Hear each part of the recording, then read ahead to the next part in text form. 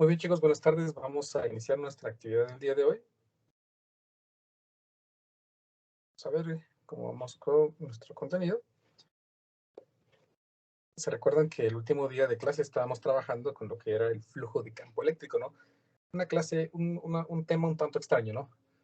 Porque intentaba medir la cantidad de líneas de campo eléctrico que atraviesan una área específica. Hoy, pues, trabajaremos el tema de ley de Gauss. Sí. Vean que en la última clase intentábamos encontrar la cantidad de líneas de campo o el campo eléctrico a través de una superficie. A esa cantidad de campo eléctrico o cantidad de líneas de campo que atravesaban una superficie, pues la llamamos flujo de campo eléctrico, ¿sí? Vimos cómo se calculaba el flujo de campo eléctrico total y el flujo de campo eléctrico para una superficie en la que el campo eléctrico fuera constante, ¿verdad? Trabajemos entonces hoy, 7 de febrero, del 2022, nuestra clase de ley de Gauss.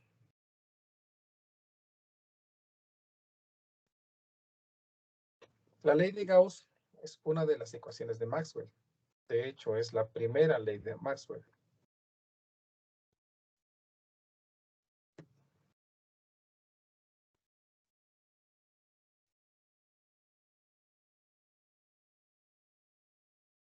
Las ecuaciones de Maxwell definen o describen cualquier fenómeno electromagnético que nosotros encontremos en naturaleza actualmente. Las ecuaciones de Maxwell son 4. Entonces empezamos ahorita trabajando la primera. Entonces, miremos, pues para poder comprender muy bien la ley de Gauss, vamos a suponer lo siguiente. Piensen que nosotros tenemos aquí una carga puntual positiva. Y la vamos a llamar una carga puntual Q. Bien, ahí está nuestra carga. Esta carga puntual Q genera un campo eléctrico. ¿Cómo podemos saber cuál es la dirección del campo eléctrico? ¿Se recuerdan cómo es que se hace eso? ¿Alguien? De positivo a negativo, Inge. De positivo a negativo, muy bien, sí, pero pues como no hay negativo, entonces aquí, ¿cómo haríamos para saber cuál es la dirección del campo eléctrico? Es en dirección afuera del... ¿Serían todas las direcciones de esa partícula? Sí, ¿verdad? Hacia afuera. Porque se recuerdan que otra forma de poderlo ver es que coloquemos una partícula de carga Q positiva y veamos en qué dirección se mueve, ¿no? En este caso, pues por ser esta carga positiva, lo que quiere hacer esa carga es alejarse. Por lo tanto, yo podría imaginar que aquí tenemos un montón de líneas de campo eléctrico que lo que quieren hacer es alejarse de esa carga, ¿no? Salen en todas direcciones, de forma radial, ¿sí? De forma radial, es decir, perpendicular a ella, ¿no? En todas direcciones, incluso hacia nosotros, ¿no? En 3 dimensiones. Aquí tendríamos un montón de líneas de campo que están queriendo salir de esta carga. Serían las trayectorias de cualquier posible carga puntual que pongamos cerca de esta.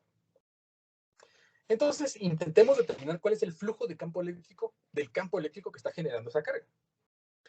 Para ello, pues, el flujo de campo necesita un área, ¿no? Entonces, hagamos lo siguiente. Como queremos pescar todas las líneas de campo que esté generando esa carga, lo que voy a hacer es encerrar esta carga en una superficie, en un sólido.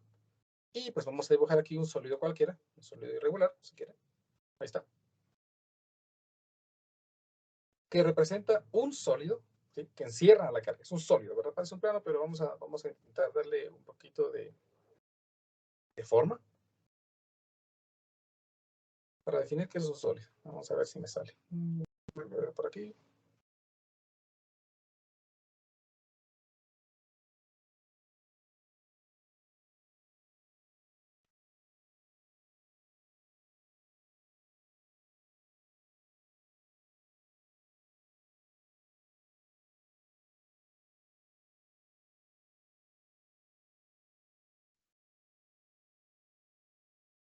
Como se pueden dar cuenta, me costó parbolitos, ¿no? Me salió de la línea.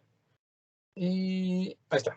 Supongamos entonces, ahí está ese sólido que encierra la carga.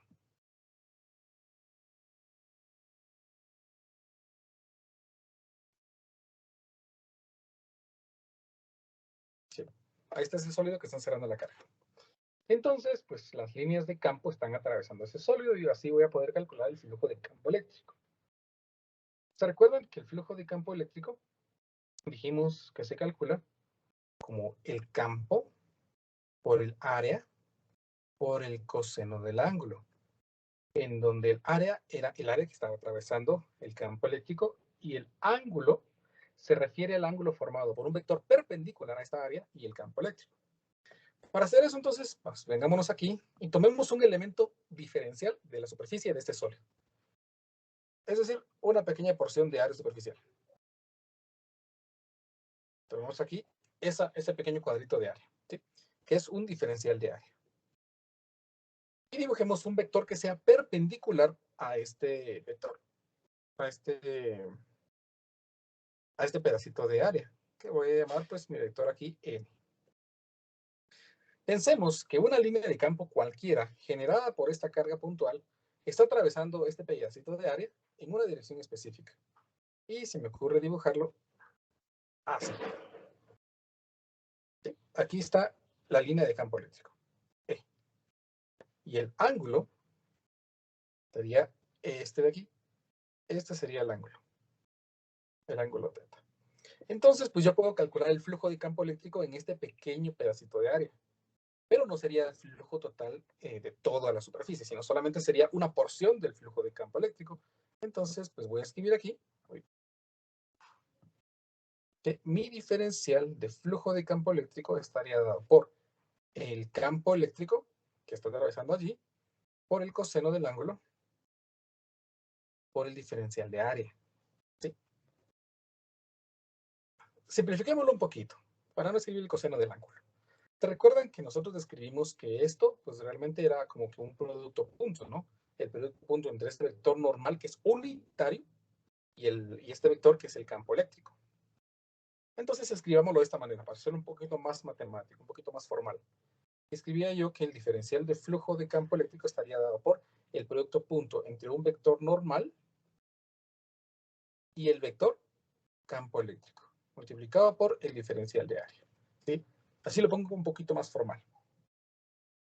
Ahora, si yo quisiera calcular entonces todo el flujo de campo eléctrico a través de toda la superficie de ese sólido, ¿sí? Que lo estamos haciendo de una manera general, por eso es que no he colocado una superficie regular, pues para que veamos qué pasa para cuando tengamos cualquier tipo de sólido.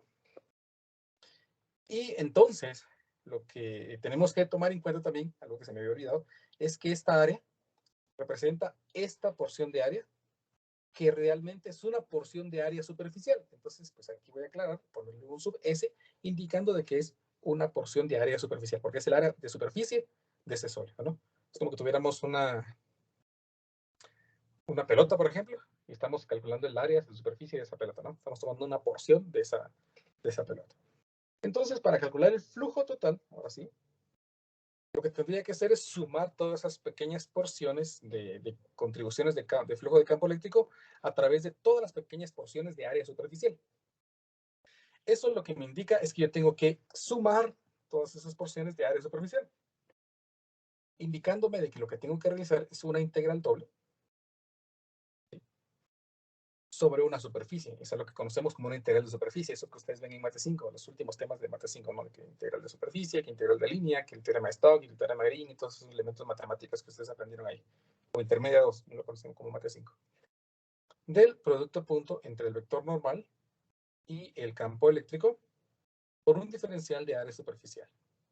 Pero noten también algo importante, es que vamos a realizar la sumatoria de todos esos elementos a través de la superficie cerrada de un sólido. Entonces, pues para completar bien esto, escribimos aquí que es una integral de superficie cerrada. ¿Sí? Integramos sobre una superficie cerrada. Entonces, esta expresión que tenemos aquí me describe el flujo de campo eléctrico a través de una superficie cerrada. Entonces lo vamos a escribir, ¿no? ¿Qué representa esta integral curiosa?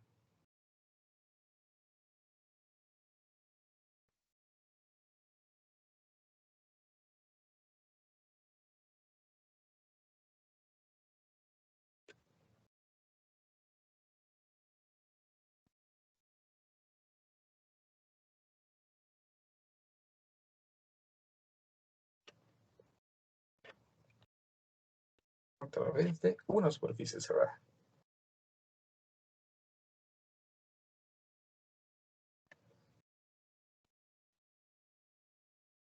Ahí está. Esa es la expresión que me define el flujo de campo eléctrico a través de cualquier superficie. ¿Ven? Aquí no estoy definiendo si es una esfera, si es un cubo, si es una pirámide, lo que sea. Cualquier superficie cerrada. Bueno, pero pues por distintas circunstancias, pues es que lo que pasa es que yo llevé Mate 5 hace 10 años, lo que pasa es que yo llevé Mate 5 hace 8 años. Lo que pasa es que cuando vimos con el ingeniero, lo que pasa es que no vimos esos temas porque es que el ingeniero se atrasó mucho y no llegamos a esos temas. O fíjese que es que yo no me acuerdo, yo lo llevé Mate 5 en la escuela de vacaciones, pero vimos esos temas muy rápido y ya se me olvidó. Cosas por el estilo.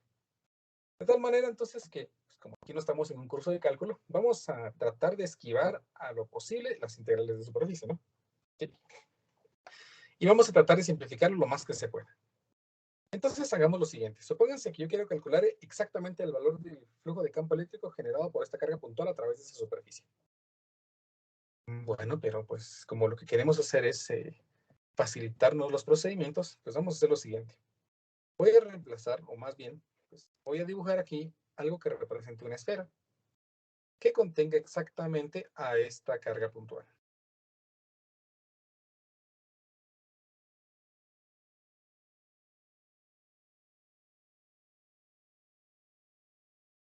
Imagínense entonces que esto que yo he intentado dibujar aquí, que parece un círculo, pues no es un círculo, sino es una esfera.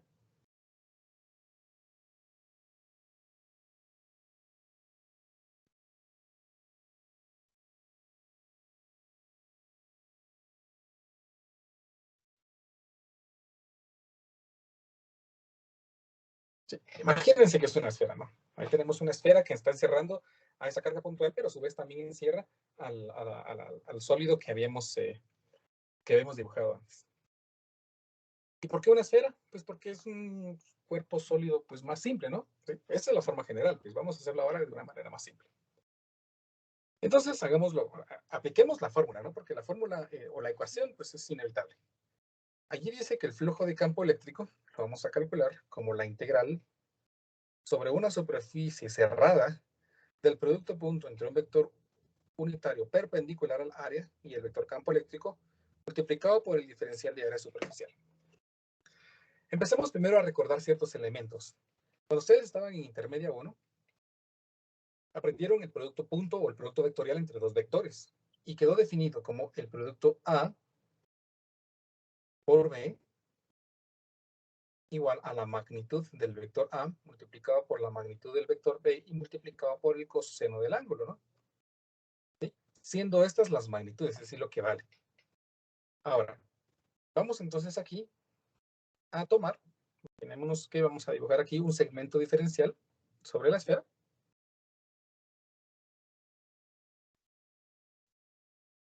Y vamos a dibujar aquí una línea de campo eléctrico que venga desde la carga, ¿no? Entonces voy a suponer aquí la esfera, pero la línea de campo eléctrico y atraviesa la esfera. Y la atravesó exactamente en este punto, ¿no? Atravesando el diferencial. Entonces, lo que tengo que hacer aquí es que como ya sé que este es el campo eléctrico, voy a dibujar ahora un vector que sea perpendicular a ese diferencial de área. Y este diferencial tiene un vector perpendicular que apunta exactamente en la misma dirección del campo eléctrico. ¿Y por qué sucede eso? Pues por ser una esfera y nosotros afirmar que las líneas de campo eléctrico son radiales, atraviesan de forma perpendicular a la esfera. Al ser de manera perpendicular, entonces un vector perpendicular a la esfera, pues va a ser paralelo al vector E, ¿no? Entonces, también recordemos otra cosa. Como ese es un vector unitario normal, alguien que me quiera decir, ¿cuál es la magnitud de un vector unitario? ¿Alguien se acuerda? De su intermedio 1. Ese curso tan bonito que ven ustedes ahí. Magnitud del vector unitario. ¿Es 1? Exactamente, es 1, por eso se llama unitario, ¿no? Porque su magnitud es 1. Entonces, en este caso, pues vamos a reemplazar ciertas cosas que hemos visto en esta integral. Pues primero, si reemplazo el campo eléctrico, me quedaría la magnitud de n, que es 1, por la magnitud del campo eléctrico, o sea, magnitud, solo me va a quedar E, multiplicado por el coseno del ángulo y multiplicado por el diferencial de área superficial. Bueno, ahí vamos bien. Ya por lo menos ya se fue el n, ¿no? Y se fue el producto vectorial, el producto escalar. Pero, sin embargo, ahora tengo el campo eléctrico, el ángulo y el área superficial dentro de esa integral. Analicemos primero esta expresión del ángulo. Observen de que todas las líneas de campo eléctrico son radiales, y de tal forma de que siempre van a cortar a la esfera de manera perpendicular a su superficie. Esto me indica que cualquier vector perpendicular a la superficie de la esfera siempre va a ser paralelo al campo eléctrico. Al ser paralelos, entonces, yo estoy seguro de que el ángulo va a ser 0 para cualquier elemento diferencial. El ángulo siempre va a ser 0. Siempre, siempre, para cualquier elemento diferencial. Lo que implica entonces que el flujo de campo eléctrico estaría dado por la integral sobre una superficie cerrada del coseno de 0, que es 1, ¿verdad? Del campo eléctrico por el diferencial de área superficial. Bueno, ahí está. Por lo menos ya no son dos elementos, sino lo que tengo que integrar ahora es únicamente el campo. Bueno, ya entonces voy a reemplazar algo. Este campo eléctrico E, que me quedó aquí en esta integral, es el campo eléctrico generado por una carga puntual. El campo eléctrico generado por una carga puntual. Y eso ya lo vimos, ¿no?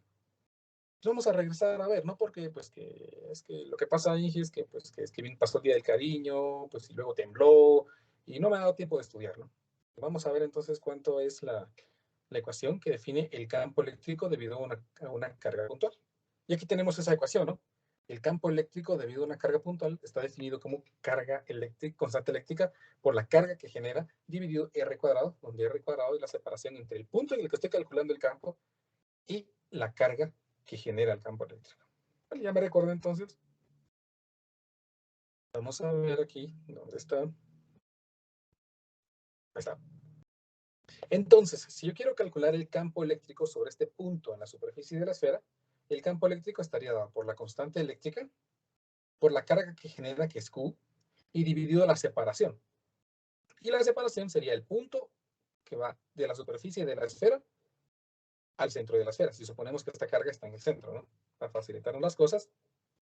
Si la colocamos exactamente en el centro, me daría cuenta yo que independientemente de dónde coloque cualquier diferencial, la distancia entre la carga y cualquier punto de su superficie va a ser la misma y va a ser exactamente el radio de la esfera. Esto implica entonces que yo podría reescribir aquí como la integral sobre una superficie cerrada de la constante eléctrica por la carga que genera el campo y dividido R cuadrado, donde R es el radio de la esfera. Vamos a agregar aquí que R es el radio de la esfera.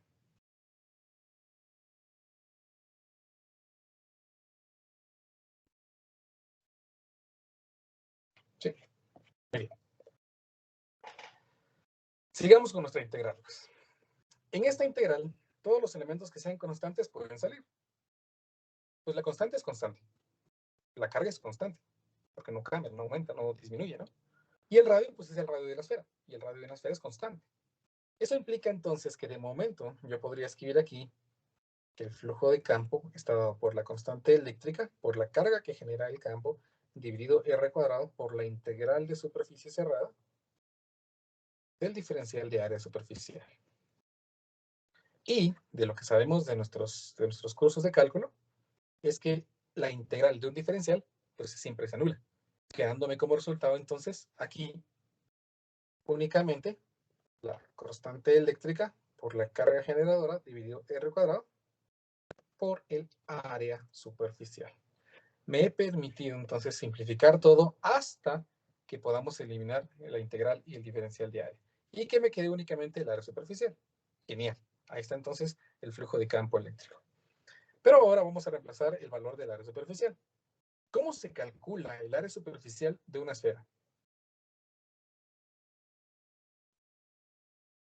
¿Alguien?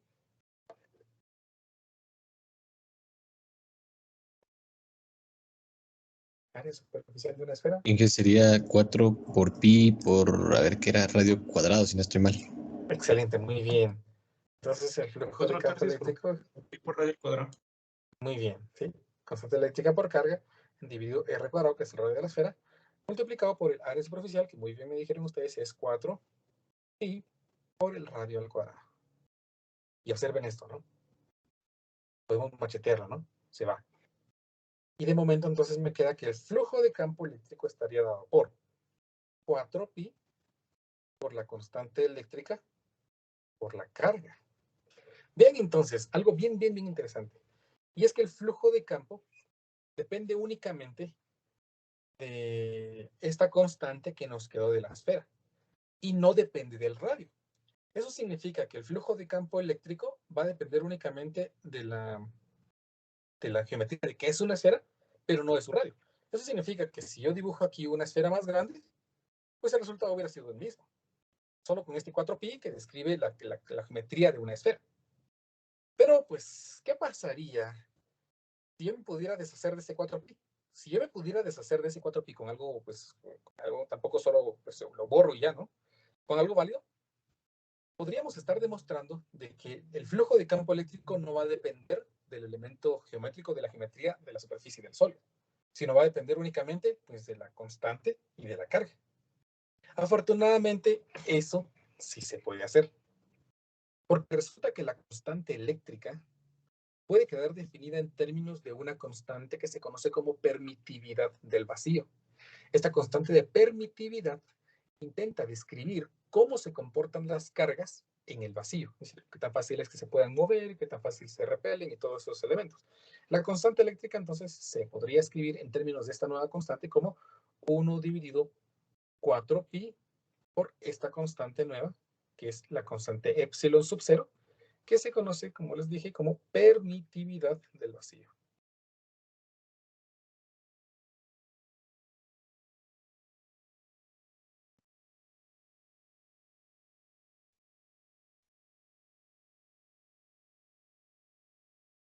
La permitividad del vacío.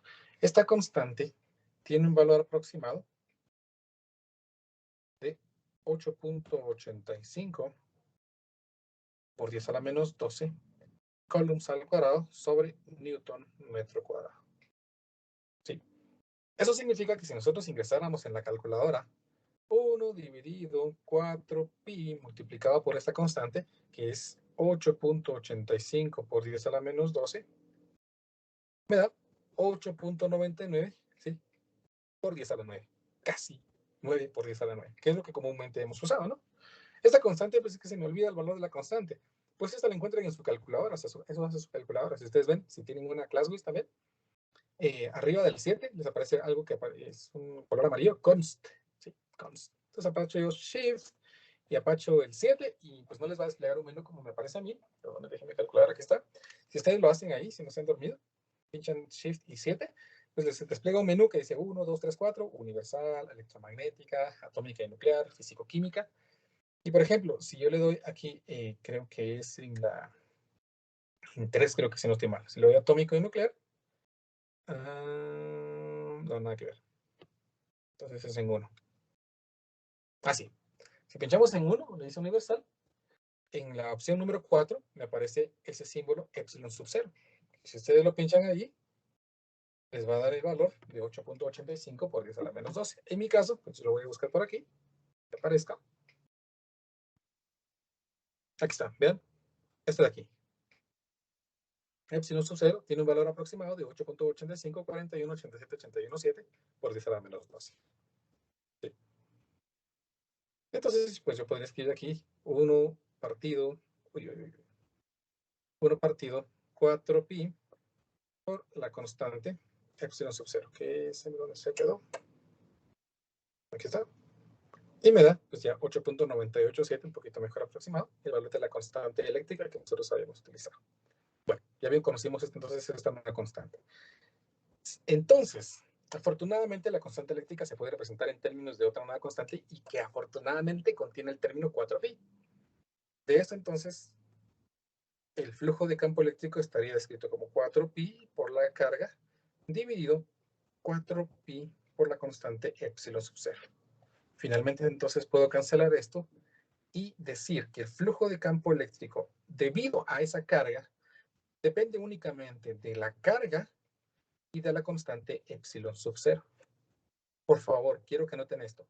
El flujo de campo eléctrico a través de la superficie de esa esfera depende únicamente de la carga y del epsilon sub 0. Ya no depende de la geometría de la esfera, ni del tamaño de la esfera, incluso ni siquiera si es o no una esfera.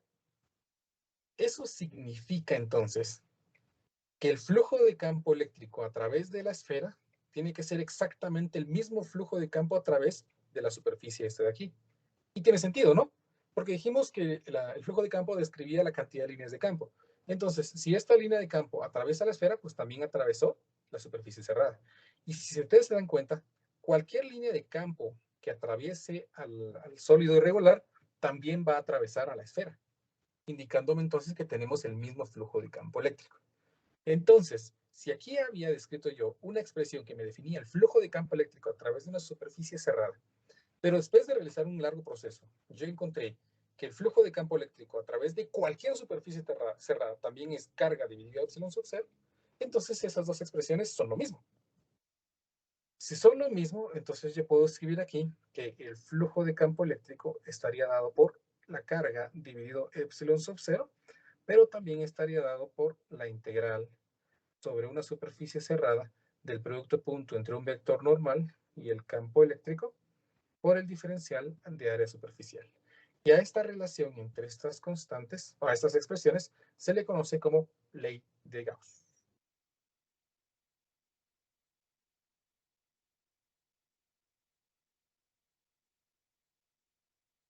Sí.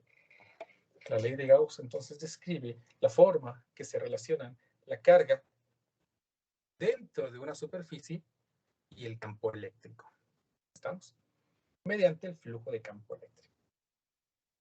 Noten entonces que la ley de Gauss me permite a mí relacionar cargas que generan campos eléctricos con los campos eléctricos generados y viceversa. El campo eléctrico existente con la carga que genera ese campo eléctrico. La ley de Gauss forma parte de las ecuaciones de Maxwell.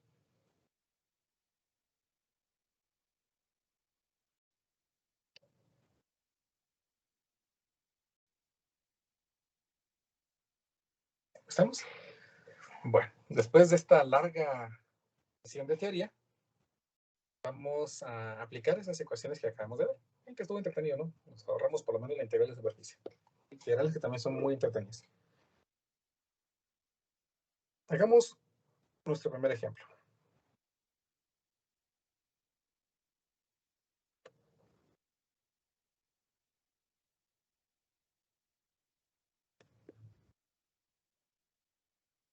Bueno.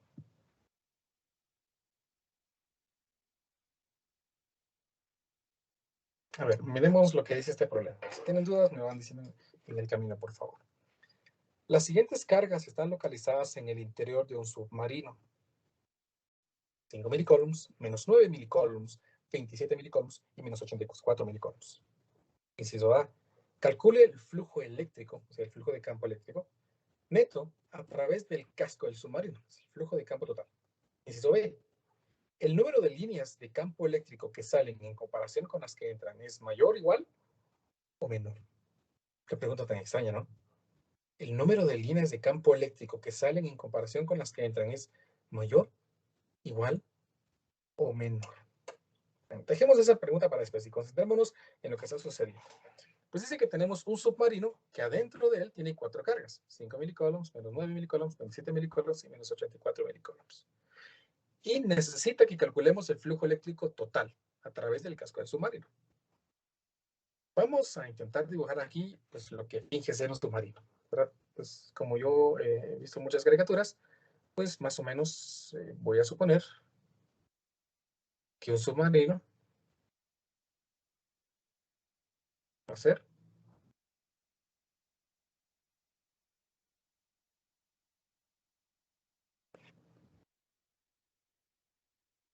así. Se me ocurre que sea un submarino así, ¿verdad? Y dentro de este submarino, pues tenemos cierta cantidad de cargas. Una primero que es de 5 milicoulomb. Entonces voy a dibujar aquí una carga de 5 milicoulomb. Otra que es de menos 9 milicoulomb. Pues la voy a ubicar por aquí. Otra que es de 27 milicoulomb. Vamos a ponerla por aquí. 27 milicoulombs. Y por último, una que es de menos 84 milicoulombs. Pongámosla por acá.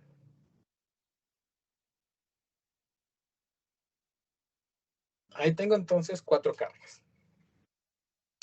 Y el problema necesita que determinemos el flujo eléctrico neto a través del casco submarino, es decir, el flujo total debido a esas 4 cargas. Bueno, como esas 4 cargas están encerradas dentro del submarino, lo que yo tengo que calcular es el flujo de campo eléctrico a través de la superficie cerrada del submarino. Pues eso está genial porque nosotros acabamos de ver que para poder calcular el flujo de campo eléctrico a través de cualquier superficie cerrada, podemos utilizar cualquiera de las expresiones que relacionan a la ley de Gauss. Y obviamente, pues la más simple es esta de aquí, ¿no? Entonces, pues voy a empezar haciendo eso con el inciso A. El flujo de campo eléctrico total, pues sería el flujo de campo eléctrico 1 más el flujo de campo eléctrico 2 más el flujo de campo eléctrico 3 más el flujo de campo eléctrico 4. Y ese flujo de campo eléctrico, de acuerdo a lo que acabamos de ver en la ley de Gauss, pues sería la carga 1 dividido epsilon sub 0 más la carga 2 dividido epsilon sub 0 más la carga número 3 dividido epsilon sub 0 más la carga número 4 dividido epsilon sub 0. Que como tenemos el mismo denominador, pues simplemente sería una suma de las cargas. O sea, que estamos hablando de la carga total o la carga neta encerrada. Dividido epsilon sub 0. Entonces, así, de esa forma yo podría calcular el flujo de campo neto. Calculémoslo entonces, la carga neta. Recuerden que la carga neta pues es simplemente la suma de todas las cargas.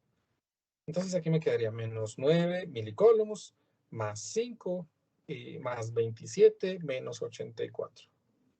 Y aquí me quedaría un valor de menos 61 milicoulombs. Entonces aquí me quedaría menos 61 milicoulombs multiplicado, no, dividido, perdón, por el valor de la constante de permitividad que dijimos que era de 8.85 por 10 a la menos 12 coulombs al cuadrado sobre newton metro cuadrado. Ingresemos datos a nuestra calculadora para ver cuánto da esto. Menos 61 por 10 a la menos 3 dividido 8.85 por 10 a la menos 12. Y a mí me da un valor de 6.89 por 10 a la 9. 6.9, ¿no? Más o menos. Menos 6.9 por 10 a la 9. Noten que las unidades de medida serían que column se cancela con este column y por lo tanto por sándwich eso se va para arriba y me quedaría aquí newtons metros al cuadrado sobre column. Y ahí tendríamos entonces el valor del flujo de campo eléctrico total a través de la superficie de ese submarino. Vean lo siguiente, por favor. El signo negativo. ¿Qué significa el signo negativo en un flujo de campo eléctrico? ¿Alguien se recuerda?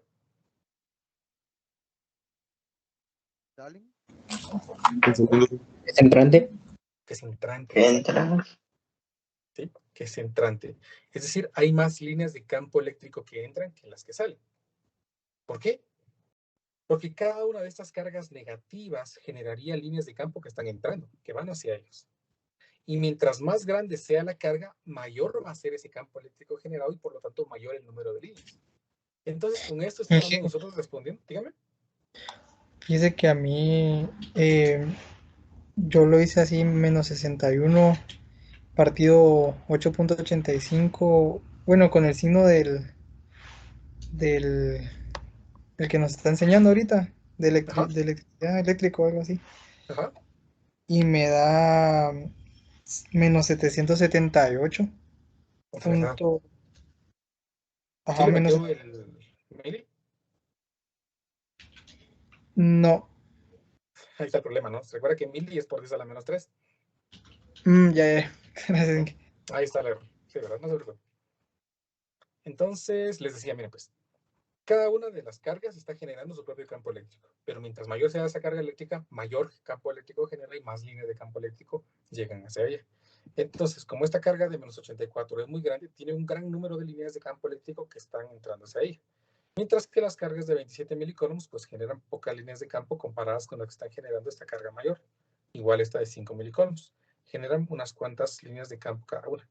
El flujo eléctrico neto, que el problema me habla, está definiéndome que la cantidad de líneas de campo eléctrico son mayores las entrantes que las salientes. Entonces ahí con eso puedo responder el inciso B. El número de líneas de campo eléctrico que salen en comparación con las que entran es mayor o igual o menor. Pues eso me lo dice el signo del flujo de campo eléctrico total. Como es negativo, son mayores las líneas de campo eléctrico entrantes al casco del submarino. Entonces con eso respondería yo el inciso B.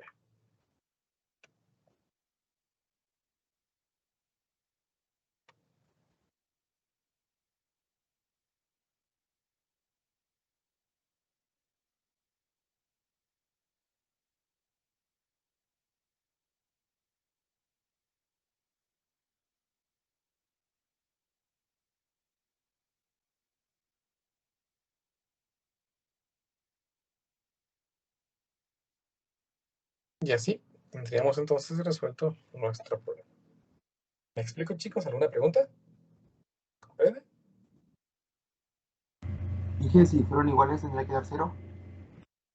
Si hubiera dado 0, entonces las líneas de campo que están entrando son exactamente igual a las líneas de campo que estarían saliendo. Se recuerda que el flujo pues, prácticamente mide la cantidad de líneas de campo.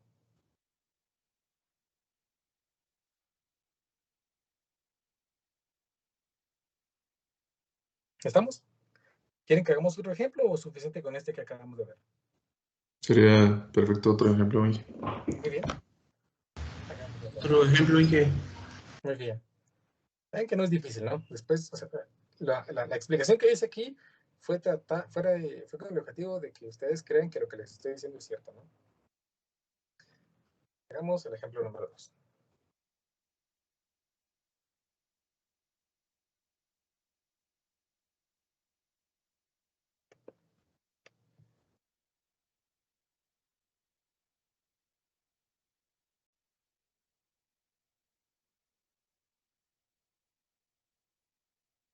Dice el problema así. Una carga de 170 milicoulombs está en el centro de un cubo con una arista de 80 centímetros. Sin cargas en los alrededores. Esto pues, para afirmar de que no hay nada más que esté generando campos eléctricos, ¿no? Inciso A. Determine el flujo a través de cada una de las caras del cubo. Inciso B. Encuentre el flujo a través de la superficie total del cubo. Inciso C. ¿Qué pasaría si? Cambiaría sus respuestas a los incisos A y B en el caso de que la carga no estuviera ubicada en el centro. Explique por qué. Muy bien. A ver, pues vamos a tratar de aplicar todo lo que les he dicho hasta el momento de la ley de Gauss. Primero dice que tenemos un cubo y dentro del cubo una carga. Entonces voy a intentar dibujar aquí un cubo.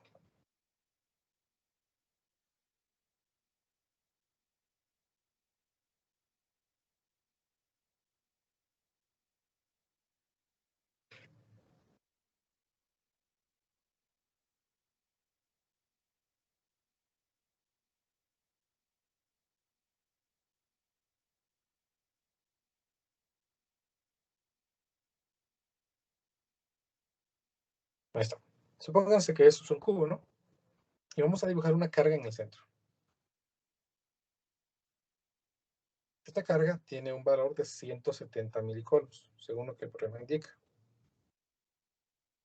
Y pues me la puso complicada porque el inciso A me dice, determine el flujo a través de cada una de las caras del cubo. Bueno, pues la ley de Gauss se utiliza para determinar el flujo de campo a través de una superficie cerrada, ¿no? Pues eso decía, ¿no? ¿Se recuerda? Flujo de campo eléctrico a través de una superficie cerrada. Y pues lo podemos calcular en esto. Pero como no, entonces, pues esta expresión se utiliza también para poder calcular a través de una superficie no cerrada, pero estaríamos hablando de que yo tendría que realizar una integral de superficie a través de cada una de las caras. Eso se puede, solo que pues, es un poquito complicado porque tendríamos que encontrar la definición de parametrización de una de las caras del cubo e integrar a través de toda su superficie, ¿no? Pues es que dejemos el cálculo para mate 5, ¿no?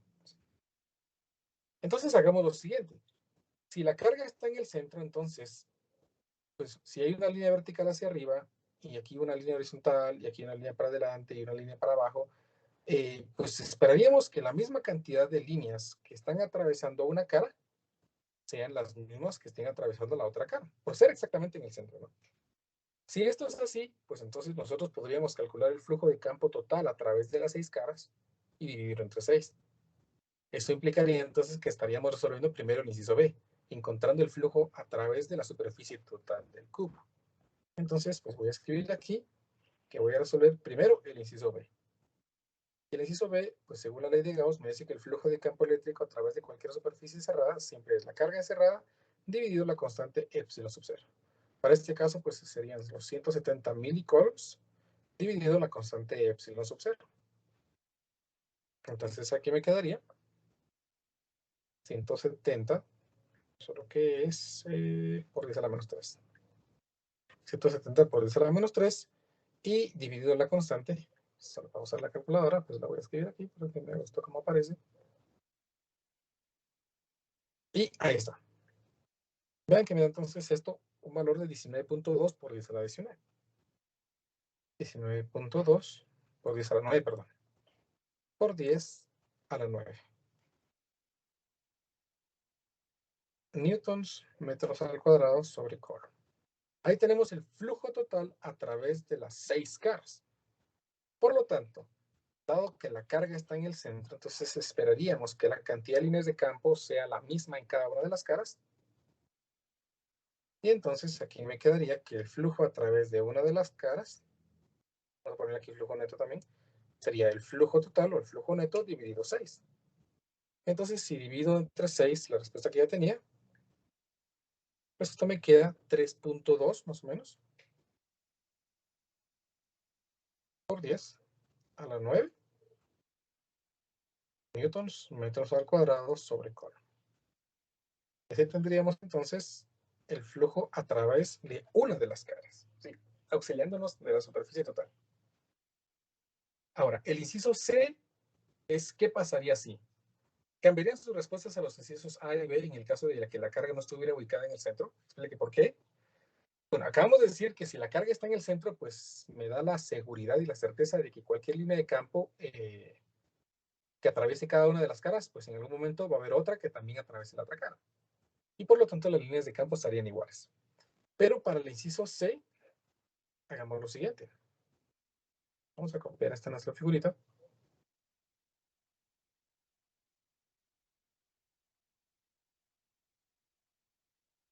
Y la pegamos por acá.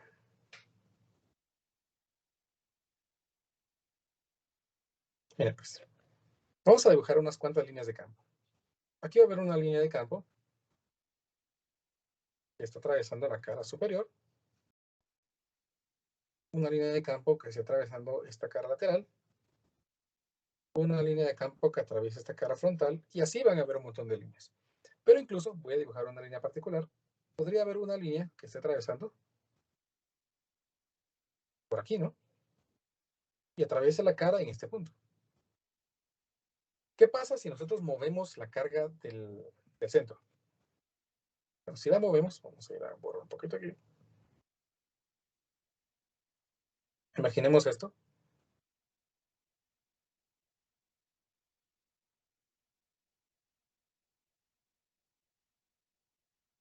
Que vamos a hacer esto un poquito más a un lado. Por lo tanto, la carga está muy cerca de una de las caras laterales. ¿Sí? Entonces, observen que la línea vertical que atravesaba hacia arriba, pues sigue atravesando la cara superior. Pero esta línea de campo que estaba atravesando también la cara superior, ahora no atraviesa la cara superior, sino está atravesando la cara lateral.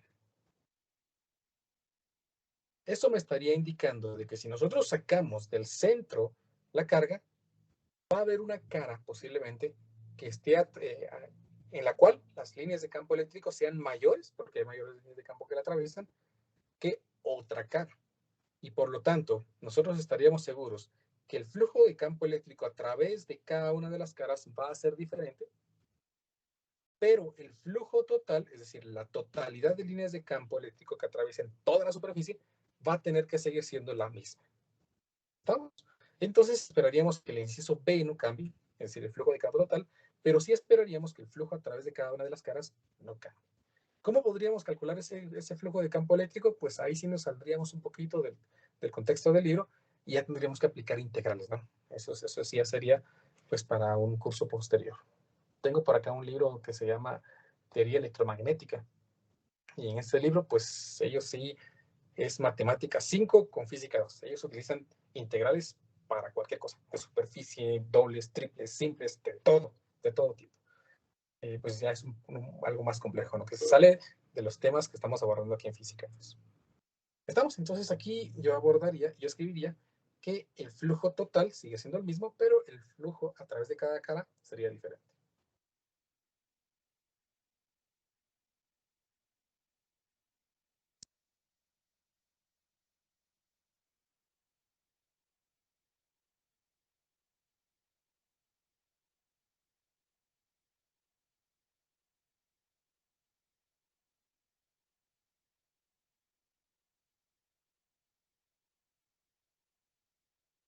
¿Estamos? El flujo eléctrico total seguiría siendo el mismo.